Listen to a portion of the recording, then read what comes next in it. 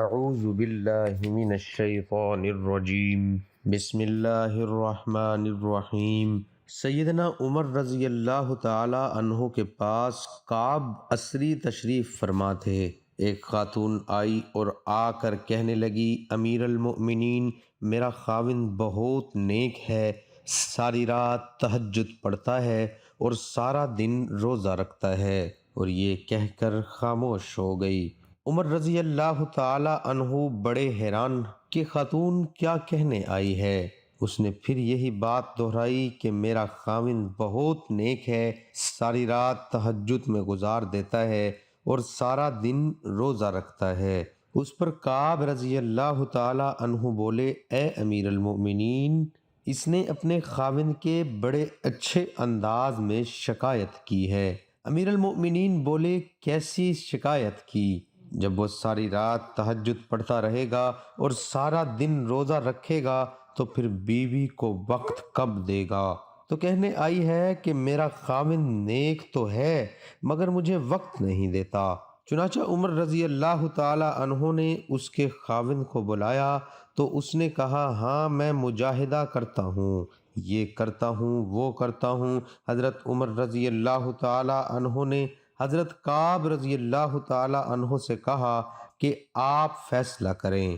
ان صحاب سے کہا کہ دیکھو، شرعاً تمہارے لیے ضروری ہے کہ تم اپنی بیوی کے ساتھ وقت گزارو، ہنسی خوشی اس کے ساتھ رہو، اور کم از کم ہر 3 دن کے بعد اپنی بیوی کے ساتھ ہم بستری کرو۔ خیر وہ میاں بیوی تو چلے گئے تو عمر رضی اللہ تعالی عنہ نے ابی بن کعب سے پوچھا، آپ نے یہ شرط کیوں لگائی کہ ہر 3 دن کے بعد بیوی سے ملاپ کرو؟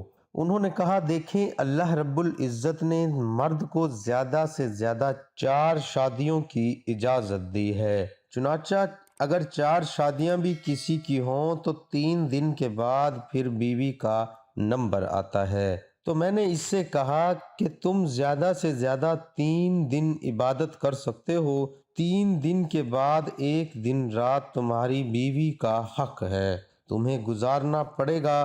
تو دیکھو شریعت انسان کو کیا خوبصورت باتیں بتاتی ہے۔ محترم بھائیوں اور بہنوں، مجھ سے میرے والد نے بیان کیا کہ وہ حجۃ الوداع میں رسول اللہ صلی اللہ علیہ وآلہ وسلم کے ساتھ شریک ہوئے۔ آپ نے اللہ کی حمد و ثنا بیان کی اور لوگوں کو نصیحت کی اور انہیں سمجھایا۔ پھر راوی نے اس حدیث میں ایک قصے کا ذکر کیا۔ اس میں یہ بھی ہے کہ آپ نے فرمایا، سنو، عورتوں کے ساتھ خیر خواہی کرو، اس لیے کہ وہ تمہارے پاس قیدی ہیں، تم اس سے ہم بستری اور عصمت اور اپنے مال کی امانت وغیرہ کے علاوہ اور کچھ اختیار نہیں رکھتے، اور جب وہ اپنا قرض ادا کرتی ہو تو پھر ان کے ساتھ بدسلوکی کا جواز کیا ہے؟ ہاں، اگر وہ کسی کھلی ہوئی بے حیائی کا ارتکاب کریں تو پھر تمہیں انہیں سزا دینے کا ہے، بس اگر وہ ایسا کریں تو انہیں بستروں سے علیحدہ چھوڑ دو اور انہیں مارو، لیکن اذیت ناک مار نہ ہو۔ اس کے بعد اگر وہ تمہاری مطیع ہو جائیں تو پھر انہیں سزا دینے کا کوئی اور بہانہ نہ تلاش کرو۔ سنو، جس طرح تمہارا تمہاری بیویوں پر حق ہے، اسی طرح تم پر تمہاری بیویوں کا بھی حق ہے۔ تمہارا حق تمہاری بیویوں پر یہ ہے کہ وہ تمہارے بستر پر ایسے لوگوں کو نہ روندنے دیں جنہیں تم ناپسند کرتے ہو، اور تمہارے گھر میں ایسے لوگوں کو آنے کی اجازت نہ دیں جنہیں تم اچھا نہیں سمجھتے۔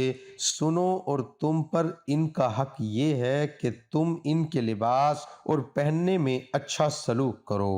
محترم بھائیوں اور بہنوں، اب آپ کے سامنے جمعے کی فضیلت آپ کے سامنے پیش کرنے جا رہا ہوں۔ رسول اللہ صلی اللہ علیہ وآلہ وسلم نے اپنے چچا عباس رضی اللہ عنہ سے فرمایا، اے چچا، کیا میں آپ کے ساتھ صلح رحمی نہ کروں؟ کیا میں آپ کو نہ دوں؟ کیا میں آپ کو نفع نہ پہنچاؤں؟ وہ بولے، کیوں نہیں؟ اللہ کے رسول آپ صلی اللہ علیہ وآلہ وسلم نے فرمایا، آپ 4 رکعت نماز پڑھیں، ہر رکعت میں سورۃ فاتحہ اور کوئی سورت پڑھیں۔ جب قرات پوری ہو جائے تو اللہ اکبر، الحمدللہ، سبحان اللہ، لا الہ الا اللہ 15 مرتبہ رکوع کرنے سے پہلے کہیں۔ پھر رکوع میں جائیں تو 10 مرتبہ یہی کلمات رکوع میں کہیں، پھر اپنا سر اٹھائیں اور یہی کلمات 10 مرتبہ رکوع سے کھڑے ہو کر کہیں، پھر سجدے میں جائیں تو یہی کلمات 10 مرتبہ کہیں، پھر سر اٹھائیں تو 10 مرتبہ یہی کلمات کہیں، پھر دوسرے سجدے میں جائیں تو 10 مرتبہ یہی کلمات کہیں، پھر سجدے سے اپنا سر اٹھائیں تو کھڑے ہونے سے پہلے 10 مرتبہ یہی کلمات کہیں۔